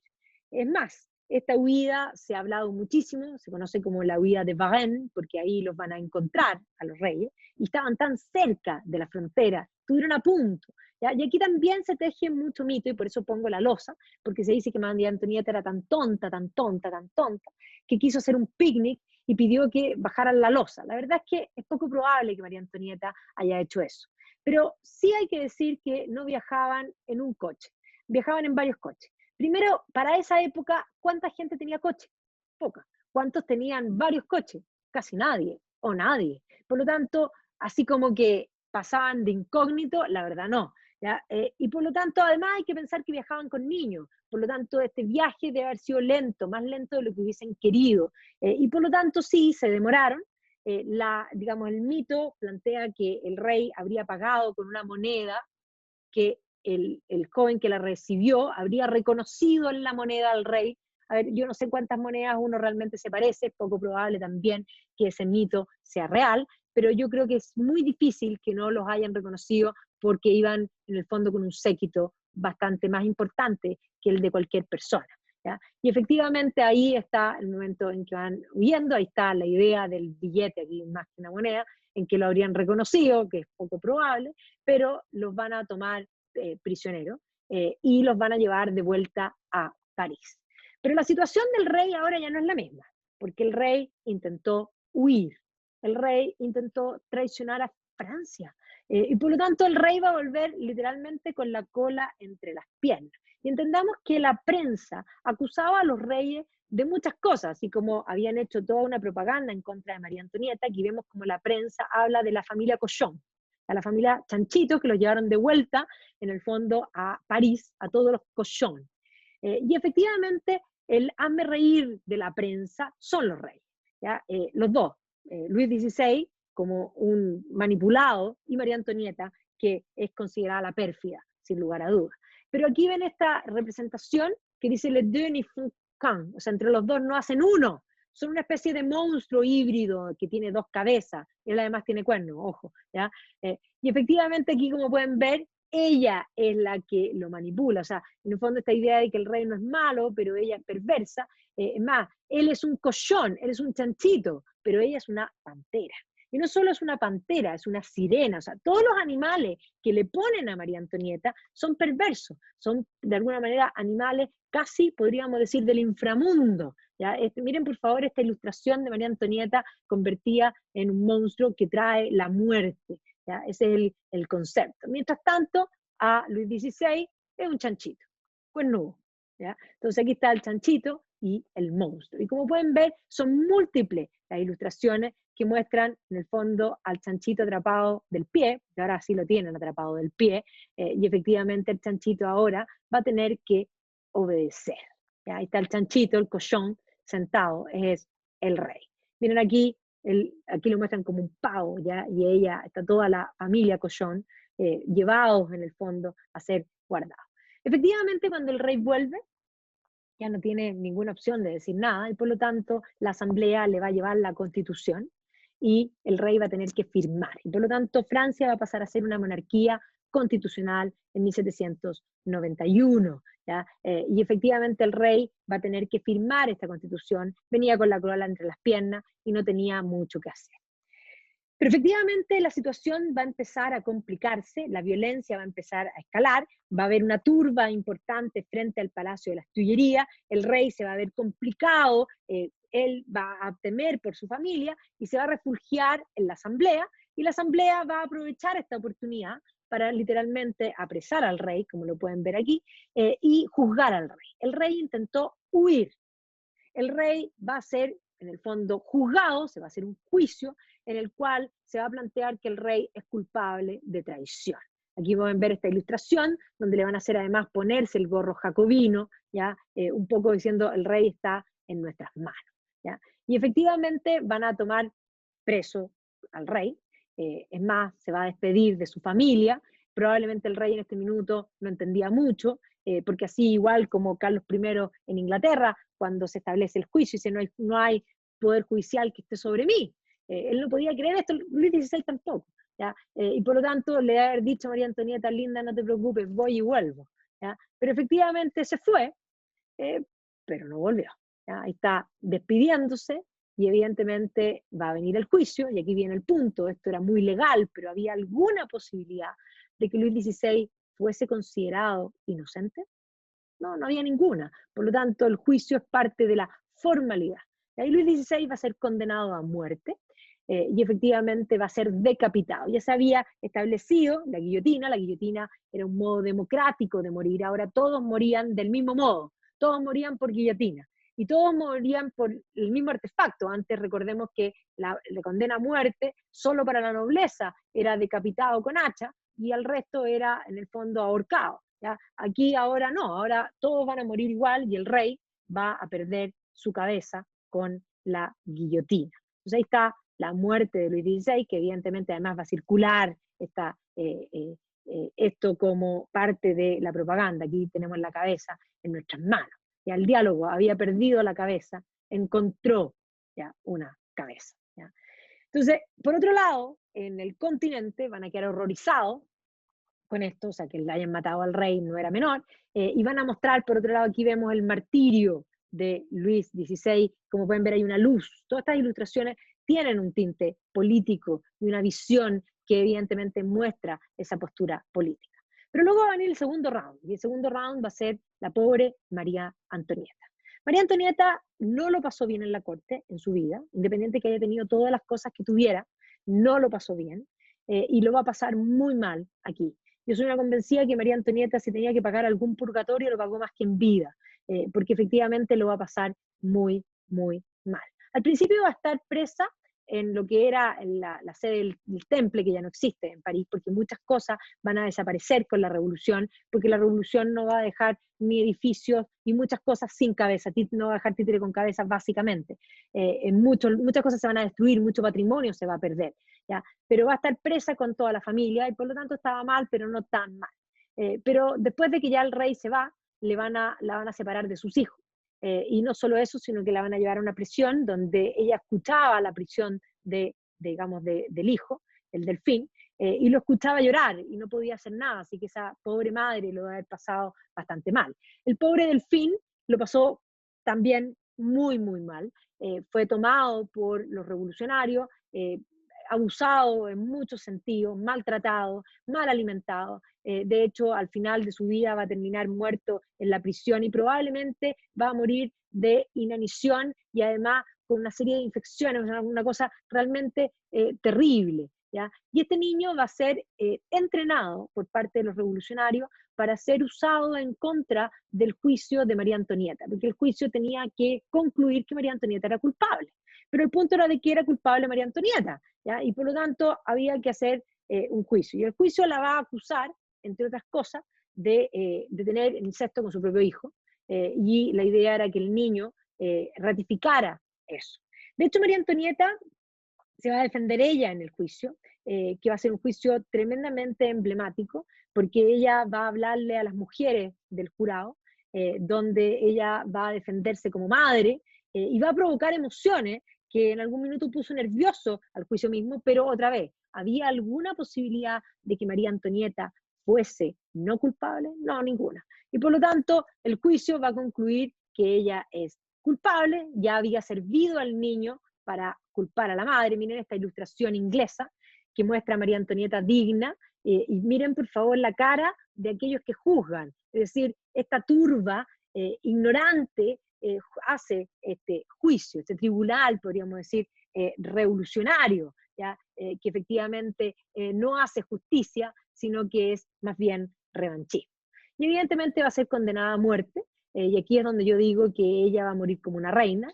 David va a ser este bosquejo cuando la están llevando, además una carreta que la humillan, le tiran cosas, y ella va a mantener esta postura de dignidad, dando la cara, porque la dignidad siempre da la cara. ¿Ya? Quien se tapa la cara pierde el rostro de persona y por lo tanto pierde su propia dignidad.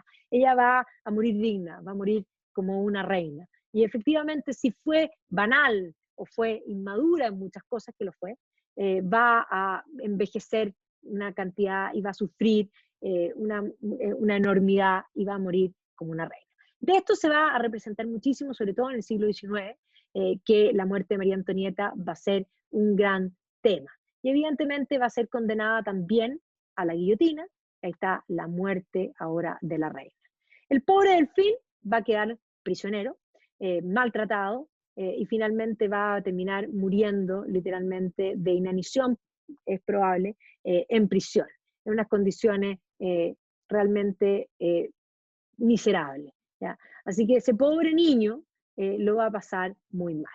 Ese era Luis XVII, y por lo tanto el hermano de Luis XVI va a irse a Inglaterra, porque la verdad es que esto no está bien, y se va a nombrar Luis XVIII rey en el exilio. Y esto evidentemente va a complicar la política internacional. La muerte de los reyes va a hacer que los países de Europa teman a la revolución y que decidan atacar a la revolución. Es más, piensen ustedes en Austria, han decapitado a María Antonieta, José, el hermano, está indignado. Desde Inglaterra también temen que estos avances, estos cambios políticos puedan infectar al resto del continente y por lo tanto van a amenazar con invadir. Pero no es solo la invasión externa, sino que se van a producir levantamientos internos. Francia era un país católico y de pronto el gobierno revolucionario, en el fondo la Asamblea Nacional Constituyente, que una vez que logró la Constitución, se estableció como Asamblea Nacional Legislativa, ha tomado medidas en contra de la Iglesia. El Papa, de alguna manera, ha mandado la bula de excomunión, el rey trató de huir y los católicos están complicados. Pero además, la revolución habrá muerto al rey. No solo eran católicos, sino que eran pro-rey, eran realistas. Y por lo tanto se va a producir una guerra civil dentro de Francia, que a lo que se va a aumentar con las amenazas de invasiones externas, ¿ya? Y efectivamente la revolución se va a ver complicada. Específicamente dentro de las regiones que se van a levantar en contra de la revolución, digamos, de la república ahora, porque una vez que muere el rey se establece la república, va a ser en el fondo la zona de la Vendée y de la Bretaña. Y básicamente el emblema de la Vendée y la Bretaña es este: Dieu et roi, Dios y rey. Y por lo tanto el corazón con la cruz es lo que van a llevar en los escapularios. ¿Ya? Hay películas sobre esto, esta es en el fondo la guerra de la Vendée. Yo creo que en YouTube la pueden conseguir, el gran punto es en qué idioma está. ¿Ya? Se ha escrito bastante sobre estas guerras. Los que más han escrito de la guerra de la Vendée son la historiografía principalmente inglesa. ¿Ya? Pero efectivamente los ingleses han destapado este capítulo de la historia que los franceses han intentado ocultar. Porque básicamente cuando la revolución se ve amenazada desde el interior y desde el exterior, la Asamblea Legislativa va a mutar a un nuevo gobierno que se va a llamar el gobierno de la Convención. Y ese gobierno de la Convención va a estar ordenado en distintos comités, que es algo muy francés. ¿Ya? Que vamos a hablar de estos conceptos. La burocracia es parte de este concepto de este Estado. Pensemos en la concepción rusoniana, es el Estado el que debe crecer. Y por lo tanto, dentro de los comités de la Convención va a haber un comité específico que se llama el Comité de Salud Pública, en el cual va a estar de cabeza Maximilien de Robespierre, que era en el fondo un abogado muy ambicioso, inteligente, sí, sin lugar a duda, con una muy buena labia, y que se va a autoproclamar a sí mismo como el incorruptible, ¿ya? O sea, esa idea de que también, otra vez, de tener la supremacía moral, para hablar de los otros como abusadores, nosotros no. ¿Ya? Estas son cosas que en el fondo son necesidades por la causa. Y efectivamente lo que va a hacer incendiar la Vendée va a ser el momento en que Robespierre, temiendo por la invasión extranjera, va a convocar a la conscripción militar obligatoria, y esto va a hacer que la Vendée se levante. Y Robespierre, indignado, va a decir que él quiere terminar con la raza maldita de los vendeanos, y va a mandar a matar, una masacre tremenda, que es hoy día entendido como probablemente el primer genocidio de la historia, porque Robespierre habla de la raza maldita de los vendeanos, independiente que eran franceses. ¿Ya? Efectivamente, para los 200 años de la Revolución Francesa, la zona de la Vendée y de la Bretaña no celebraron. No solo no celebraron, sino que todavía izaron algunos banderas negras, y muchos en esta zona se niegan, entre otras cosas, a cantar la marsellesa, porque la marsellesa es un canto revolucionario. Entonces, de este capítulo se ha escrito, sí, pero es un capítulo bastante desconocido, es aquello que se trató de ocultar durante mucho tiempo de la Revolución, porque el relato que se construyó post-revolución, a los 100 años de la Revolución Francesa, es que todo era maravilloso. Y la verdad es que este capítulo no es maravilloso. Estos van a ser franceses contra franceses, donde por la creencia, y es más, entendamos que todos los franceses en su mayoría eran católicos. Sí, los ilustrados eran deístas, y muchos de los ilustrados eran anticlericales, pero si pensamos en el concepto del pueblo, que es lo que va a ser la revolución, lo que van a hacer los jacobinos, es dividir a los que piensan como yo, son llamados pueblos. Y los que no piensan como yo son los no pueblos. Y por eso Robespierre va a decir que a los amigos de la revolución se los gobierna con la razón, y que a los enemigos de la revolución se los gobierna con la terreur. Entonces ese concepto de que hay algunas vidas que valen y otras que no valen, y que de alguna manera podríamos decir, en el marco de que la revolución escribe los derechos del hombre y del ciudadano, que hay algunos que tienen derechos y otros que no los tienen, se va a ver plasmado en esta acción de la Vendée. La guerra de la Vendée va a durar 2 años, 700, digamos, hasta 1795, va a ser una masacre, van a matar mujeres, niños, van a desacralizar de alguna manera iglesias, van a tomar en el fondo de los monasterios, van a ahogar a la gente en los ríos, y entendamos que en los ríos franceses la gente sí se ahoga, porque además los van a tirar con piedras amarrados. Y las cosas que van a hacer en contra del clero es increíble, porque van a buscar, por ejemplo, monasterios de hombres, después monasterios de mujeres, van a poner, los van a empelotar, van a poner mujeres con hombres amarrados, y con piedras los van a tirar al río. O sea, la creatividad de la maldad que se produce en los movimientos anticlericales en la Revolución Francesa, posteriormente en la Guerra Civil Española, posteriormente en la Revolución Mexicana, por ejemplo, todo el movimiento de los cristeros, también va a tener una creatividad de la maldad en contra del clero profunda. ¿Ya? Entonces, efectivamente aquí vemos las monjas no lo pasaron bien, ¿ya? Para nada, ¿ya? Y aquí vemos, en el fondo, ilustraciones del siglo XIX que recuerdan estas matanzas de la Vendée. ¿Ya? Y aquí vemos cómo están matando, son ilustraciones del periodo, agarrando a palo, entrando a un convento y matando a los monjes. No solamente los ingleses escriben, este es un libro de historiografía francesa que habla de la guerra de la Vendée como la amnesia de la historia de Francia.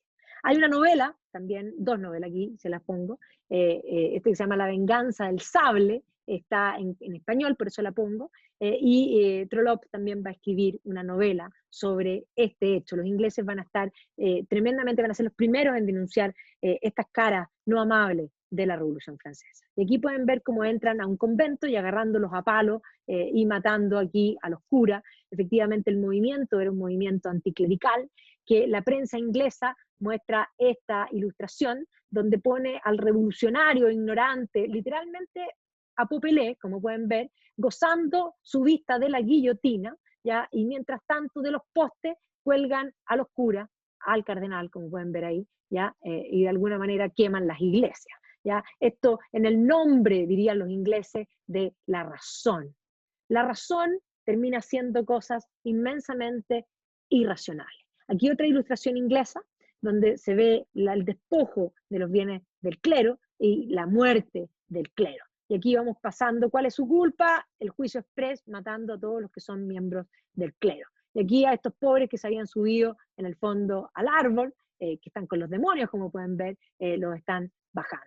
Y evidentemente que el ataque al clero va a ser absolutamente desmesurado. Es más, la Revolución Francesa nos ha creado el mito de que en la Revolución murieron los nobles, que rodaron las cabezas a los nobles. Eso básicamente es porque tal vez crecimos mucho viendo Pimpinela Escarlata, pero la verdad es que no. Sí, murieron nobles, pero la mayoría de los nobles no murió, la mayoría de los nobles se fue.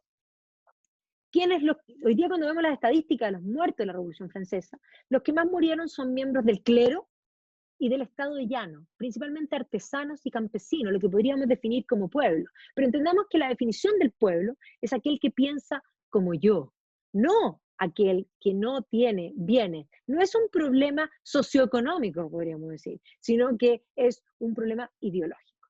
Robespierre, el incorruptible, va a establecer los decretos, va a tomar más medidas en contra de la iglesia, y es más, la revolución va a atacar la catedral misma de la Notre Dame, esa que sufrimos tanto en abril pasado cuando se quemó y se le cayó la aguja, pero entendamos que esa aguja ya la habían perdido, ya la había perdido la catedral de Notre Dame en la revolución. Los revolucionarios votaron esa aguja y votaron la aguja también de la Sainte-Chapelle, y agarraron todas las estatuas que están ahí al frente y las decapitaron a todas. Esas estatuas están hoy día en el Museo de Cluny. Estas son las cabezas de las estatuas originales. Y las decapitaron porque eran reyes del Antiguo Testamento. O sea, el nivel de la ignorancia combinado con ideología va a hacer que ni siquiera el patrimonio pueda ser respetado. Esas son las estatuas originales de la Catedral de Notre Dame que están exhibidas en el Museo de Cluny. Y no solo eso, sino que van a desacralizar todas las iglesias y las catedrales. Aquí está la desacralización de la Catedral de Strasbourg, y las iglesias se van a convertir ahora en templos de la razón y de la filosofía. Robespierre va a decretar el fin del culto católico y va a establecer el culto a la diosa razón, al ser supremo. Y por lo tanto se van a hacer movimientos, digamos, estatales, en el cuales se van a rendir culto al ser supremo. Y estas son iglesias, estas son fotos mías en distintos pueblos de Francia, donde efectivamente la revolución avanzó, y en el pueblo más pequeño que ustedes encuentren, si van a la iglesia, están así. Y están así y no hay friso. No hay friso de un sobrerelieve que debe haber sido espléndido, y esta es la revolución, porque todos los fanatismos no son capaces de respetar el patrimonio, ¿ya?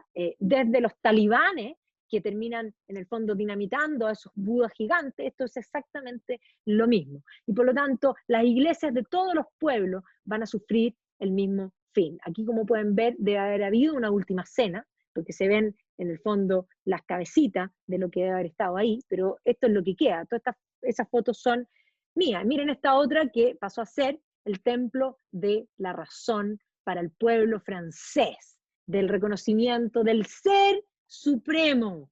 ¿Ya? Aquí también, libertad, igualdad, fraternidad, templo de la razón y de la filosofía. Y por eso uno se encuentra en Francia, en una Francia rural, con muchas iglesias que están así hoy día. Están desacralizadas y hoy día sirven para instalaciones de esta instalación de estos sillones con estas alfombras, que es una instalación que yo no lo entiendo, pero bueno, ahí está.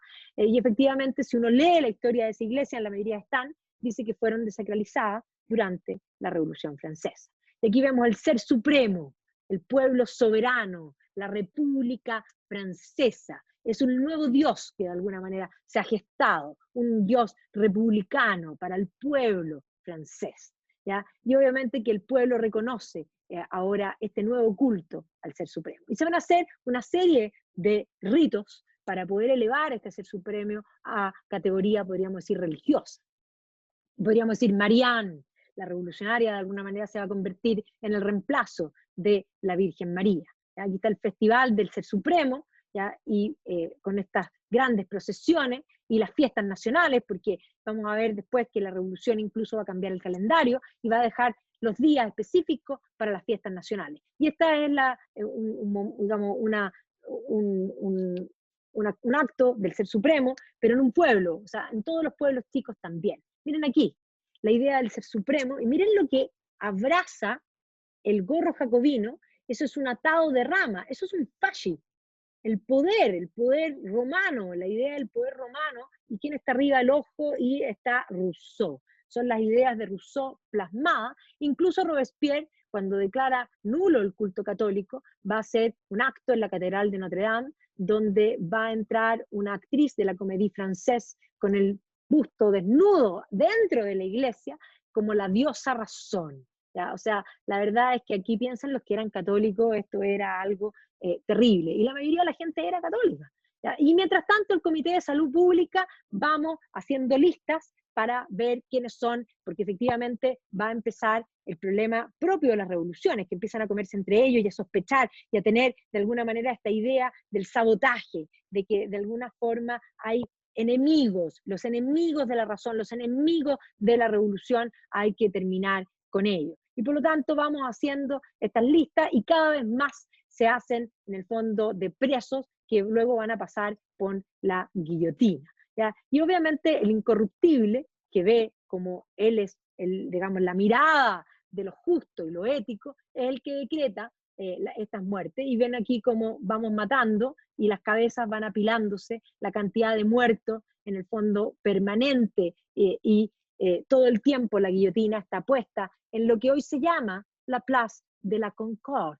La Place de la Concorde es la plaza de la concordia. Esa plaza debiese llamarse la Plaza de la Memoria, pero se llama de la Concordia. Concordia no hubo mucho, la sangre derramada no es menor. Entre los que hacían las listas está este personaje que se llama Marat, que era un periodista, que publicaba este periódico que se llamaba L'Ami du Peuple y que proporcionaba las listas de los sospechosos al Comité de Salud Pública. El Comité de Salud Pública no tiene que ver con la salud, sino que tiene que ver con la salud de la República. Por lo tanto, busca a los enemigos de la revolución para deshacerse de ellos. Y Marat ayudaba en esto.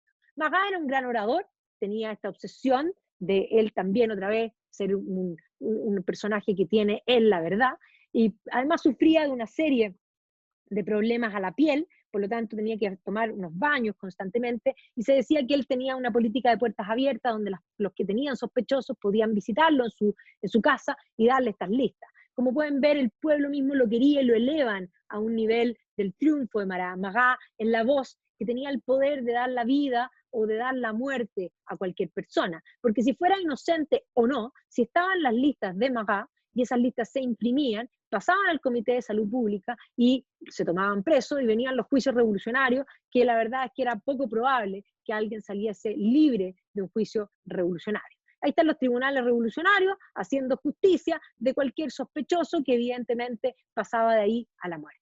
Charlotte Corday se va a acercar a Marat, va a decir que tiene una lista, va a entrar cuando Marat se está dando un baño y lo va a apuñalar. Ella pensaba que con esto iba a terminar estas matanzas discriminadas, pero la verdad es que no, esto iba más allá de Marat, pero evidentemente ella va a ser apresada, va a ser juzgada y va a ser condenada a la guillotina. Así que Marat va a morir en latina, representado en múltiples, digamos, ilustraciones, su muerte, y ahí está Charlotte Corday, que va a morir con la guillotina.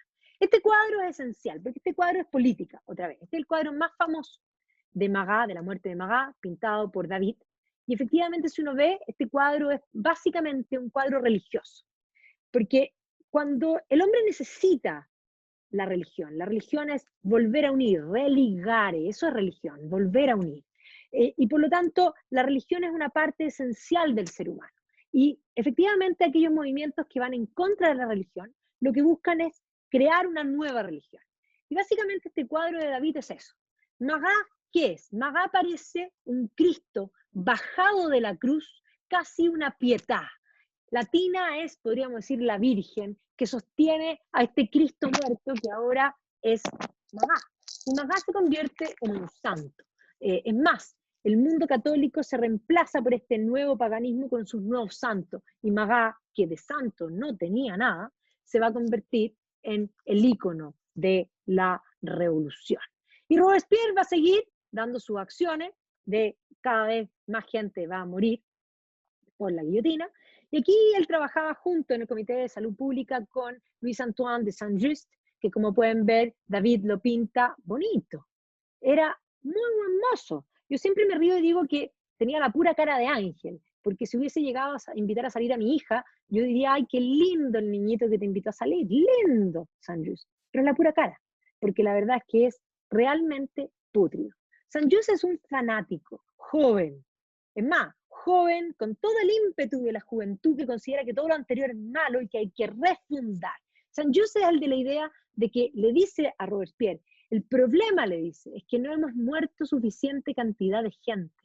Hay que renovar la raza humana desde la sangre. Ese concepto de que hay que matar a aquellos enemigos del pueblo, dígase pueblo el que piensa como yo, a esos enemigos intelectuales, o podríamos ser esos enemigos, podríamos decir racionales, y para poder hacer surgir y renovar el mundo, para poder hacer este cambio. ¿Ya? Saint-Just, como pueden ver, no solo es representado buen mozo y jovencito por David, sino que siempre, y tenía una lengua tremenda y un fanatismo absoluto. Y como pueden ver aquí, esta caricatura muestra a Robespierre, donde ahora ya en el caldero no solamente están los enemigos, sino que hay varios que tienen gorro jacobino, porque la sospecha ya no van a ser solamente con otros, sino que van a comenzar el delirio de persecución con ellos mismos. Las revoluciones generalmente terminan comiéndose entre ellos. Y ahí está Robespierre, obsesionado por estos complots, coleccionando, podríamos decir, cabezas. Y dentro de los jacobinos, el primero que va a caer va a ser Danton. Danton ha sido visto como mejor que Robespierre, pero la verdad es que es tan pútrido como, malo, malo, solo que tenía algo de conciencia, es verdad, porque cuando Danton es condenado a muerte va a decir libertad, ¿cuántos crímenes se cometen en tu nombre? Para dejar de usar el eufemismo, para referirse a lo que está sucediendo como lo que es, crimen. Crimen y nada más que crimen. Entonces, efectivamente, Danton va a ser el primero que se lo va a comer la revolución misma, y efectivamente el terror va a seguir matando gente, y es más, van a surgir estos personajes que van a ver las muertes de estos supuestos antirrevolucionarios, donde surgen estas mujeres que tejen las mortajas, que es una cosa siniestra. Y ahí están los tribunales, que funcionan todo el día y además están todos borrachos, ¿ya? Donde van juzgando a uno y a otro sin justicia propiamente tal. ¿Ya? Y vemos cómo la guillotina funciona en forma permanente todas las horas del día. Y estas mujeres que tejen las mortajas, que son tan importantes porque después vamos a ver en cómo se construye la visión de la revolución. Charles Dickens se va a detener en su historia de dos ciudades en esta figura, en la figura de esas mujeres que tejían en el fondo las tricoteuses, las mortajas. Y ahí vemos las prisiones que estaban llenas de gente, y efectivamente la Place de la Concorde, como pueden ver ahí, muy reconocible, era el lugar donde se ejecutaba a las personas. Pero el anticlericalismo seguía, quemas de iglesia, saqueo, era la tónica permanente, desórdenes, quemas, destrucción. Y aquí vemos que no solamente la guillotina, sino que decapitando y colgando otra vez con las lanzas, las cabezas. Esto es la Place Vendôme, donde efectivamente también hay desórdenes callejeros en forma permanente, masacres de distintos prisioneros. Y aquí es donde se va a producir un hecho que es insólito por el por qué se produce, pero efectivamente aquí uno se pregunta y se pone, ¿cómo nadie hacía nada? ¿Cómo nadie no entraba en razón? Danton cuando muere dice que esto es un crimen, razón o libertad, cuántos crímenes se cometen en tu nombre, pero nadie le paraba el carro, literalmente, a Robespierre. Lo que va a suceder es que un revolucionario, parte del comité de Robespierre, va a ver que su amada, que se llama Thérèse de Caredus, va a ser tomada prisionera y va a ser llevada supuestamente al juicio revolucionario. Y él, para evitar la muerte de Thérèse, va a decidir hacer un golpe de Estado a Robespierre. Pero no va a ser un golpe de Estado porque era necesario hacer un golpe de Estado para terminar con la locura, sino que va a ser un golpe de Estado para salvar a su amada. Así que esto se llama como la revolución termidoriana. Ya vamos a hablar por qué se llama así, porque la revolución cambia los nombres de los meses, y esto se produce en el verano, que se llamaba el mes de Termidor. Y por lo tanto van a entrar, le van a disparar a Robespierre, y la bala le va a pasar por la quijada, y le va a salir por el otro lado, no va a morir, pero va a quedar sin voz, y por lo tanto no va a poder hablar. ¿Ya? Y lo que mejor hacía, porque Robespierre era un encantador de serpientes, y efectivamente no pudo hablar en su propia defensa, así que ahí lo dejaron sobre la mesa, y luego le van a hacer el juicio, y finalmente lo van a decapitar. Así que el incorruptible va a morir en su propia salsa, podríamos decir, con su propia medicina. La revolución va a querer fundar todo, va a querer cambiar todo, Es refundacional el concepto de pasar una retroexcavadora profunda para construir algo nuevo, esto de construir una nueva sociedad desde la sangre, pero no solo eso, sino que refundar todo, toda la realidad. Por lo tanto, van a cambiar el calendario completo. Los meses ya no se van a llamar como se llamaban, porque eso corresponde a la era cristiana. Y no solo los meses, sino que el año 1 va a ser el año de la República. Y por lo tanto, Francia estaba en el año 1 cuando el resto de los países estaba en el año 1792. Se les va a cambiar los meses, los nombres, todos los meses se van a llamar con nombre científico, el mes de Mesidor, el mes de Termidor, el mes pluvioso, nevoso. Además se va a establecer toda la burocracia. La burocracia va a implicar que además de las provincias del antiguo régimen, que eran pedazos territoriales más grandes, se creen los departamentos, que son unidades territoriales más pequeñas, para poder controlar así y cobrar los impuestos, porque desde que hay igualdad ante la ley, se terminan los privilegios, también todos pagan impuestos, ¿ya? Y obviamente que esto implica que hay que cobrar los impuestos y se necesita crear una burocracia. No solamente eso, se va a crear, entre otras cosas, el sistema de medición de pesos y medidas, el sistema decimal. Es parte de la ilustración, esta idea de controlar y dominar. Durante el gobierno de Robespierre se va a mandar unos científicos a medir el diámetro de la Tierra. Y es más, van a medir el diámetro de la Tierra y van a tomar una medida proporcional al diámetro y van a crear la unidad que se va a llamar metro, una barra de platino iridio que va a pasar a ser el metro y que va a establecer el sistema decimal dividiendo esa barrita de a 10 y multiplicándola por 10. Y ese es el sistema decimal de pesos y medidas, que efectivamente podríamos decir es un gran aporte de la Revolución Francesa, probablemente el aporte más loable, podríamos decir, ¿ya? Efectivamente el sistema decimal. Ahora, hay que decir una cosa, los que midieron el diámetro de la Tierra se dieron cuenta que lo midieron mal. Y es más, estaban en la duda, ¿le decimos a Robespierre o no le decimos a Robespierre que calculamos mal? Y decidieron no contarle a Robespierre, porque básicamente pensaban que si le decían, su futuro iba a ser la guillotina, ¿ya? Y por lo tanto el metro no es una medida científica que vaya realmente con el diámetro de la Tierra, porque en su historia inicial la medición fue mal tomada. Los lemas van a ser igualdad, fraternidad y libertad. Igualdad, sí, efectivamente la igualdad se va a establecer, el socialismo es lo que va a primar, se va a hacer redistribución a través de los impuestos.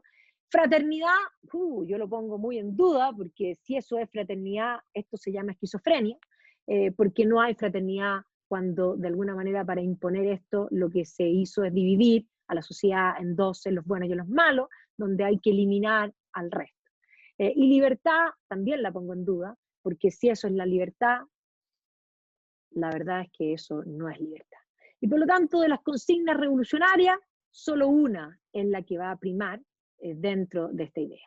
Ahora, Napoleón va a profundizar estas ideas. Napoleón es un hijo de la revolución, y por lo tanto no es cierto pensar que Napoleón rompió con esto. Napoleón va a profundizar, va a institucionalizar, va a complementar y va a exportar las ideas de la revolución. La historia de la revolución se va a escribir inmediatamente después de los hechos. Los ingleses, todos van a admirar la revolución en un comienzo, por la idea de mayor democratización, pero muchos se van a escandalizar de la revolución misma en la medida que la revolución va a empezar a mostrar los dientes, ¿ya? Y la revolución y Napoleón son parte de lo mismo, ¿ya? Muchos artistas van a cuadrarse con Napoleón en un comienzo y finalmente van a abandonar a Napoleón, ¿ya? Y en el caso de la revolución, los ingleses, específicamente partiendo por los románticos, Wordsworth, Coleridge, que eran simpatizantes de la revolución, cuando vean los horrores de la revolución, van a tomar un paso atrás. Y va a ser Edmund Burke, de hecho, el primero probablemente que va a hablar con la realidad de la revolución, diciendo, sí, hay cosas que son loables, pero ¿a qué costo? Si este es el costo, no vale la pena. Y los ingleses desde el comienzo van a ilustrar esta visión de la revolución que hoy día en el revisionismo histórico ha vuelto a aparecer, donde de alguna manera la revolución es un gran gigante, un monstruo que de alguna manera irracional, que busca simplemente el revanchismo y la sangre, donde los que hacen la justicia son, como dirían los ingleses, unos républicains borrachines que de alguna manera dirigen la guillotina, donde de alguna forma la justicia se establece en esta fiesta donde unos cocinan a la guagua y otros se comen a los otros. Estas son todas ilustraciones inglesas de este periodo, ¿ya? Donde además una familia es tomada prisionero y donde le ponen la bayoneta al niño, donde este monstruo de 1000 cabezas, esta hidra que se ha desatado, ya no se va a poder volver a encarcelar nunca más.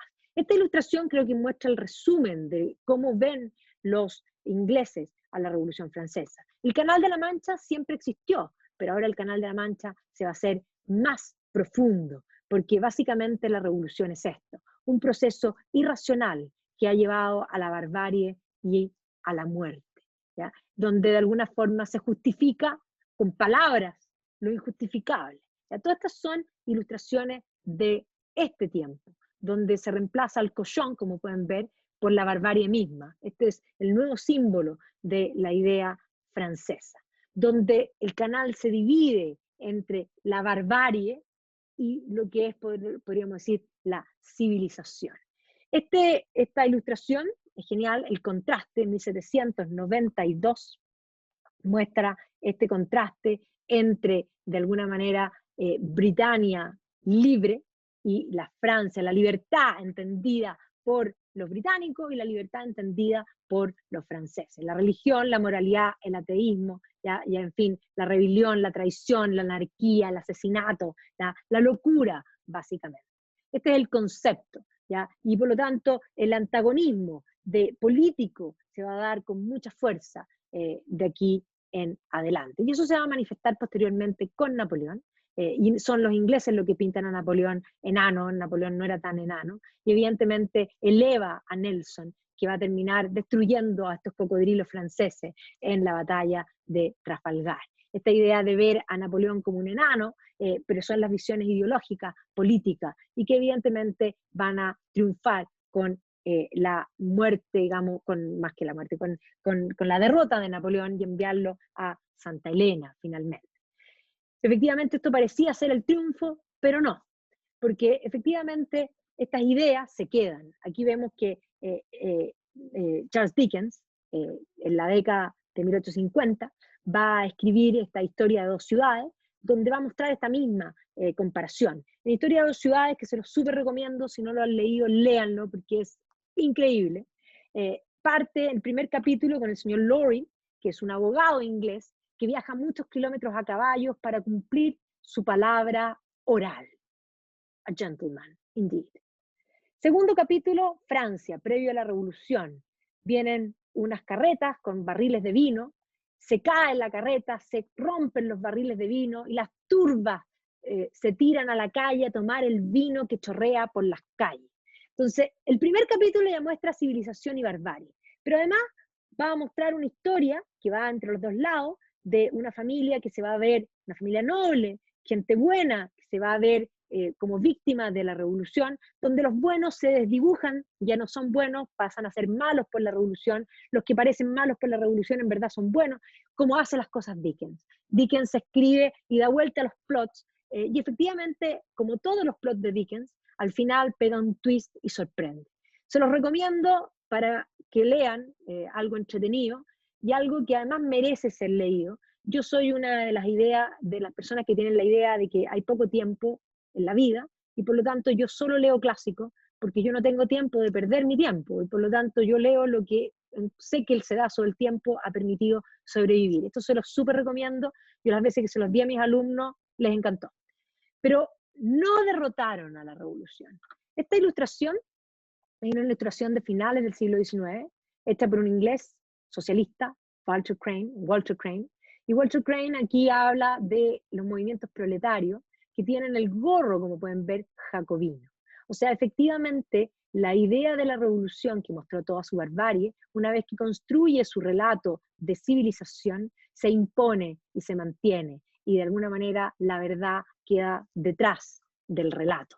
Porque muchas veces el dato no mata al relato y sobrevive el relato, la pasión. Libros, varios. Fouquet es uno de los grandes de la Revolución Francesa. Carlyle, evidentemente, es la visión británica, que podríamos decir es el otro lado, las dos cosas hay que leerlas. En castellano hay varios, yo les súper recomiendo, esto no es solo la Revolución Francesa, Michael Burley tiene son dos libros, que eran uno, el editor lo dividió en dos, que se llama El poder terrenal, y el segundo se llama Causa Sagrada, y que es la relación religión y política. Este libro no es que sea bueno, es fabuloso, y Causa Sagrada es para aplaudir realmente de pie. Estos dos libros me hizo a mí escribirle a Michael Burley, y finalmente también traerlo, 2 veces lo hemos traído a Chile, un gran, gran historiador. De la María Antonieta, que es una de las figuras que da mucha pena, sin lugar a dudas, porque yo creo que es una víctima más que culpable. Hay varios que han escrito. Stefan Zweig, gran pluma, siempre gran pluma, escribe sobre María Antonieta. Antonia Fraser, gran historiadora también, escribe también sobre María Antonieta.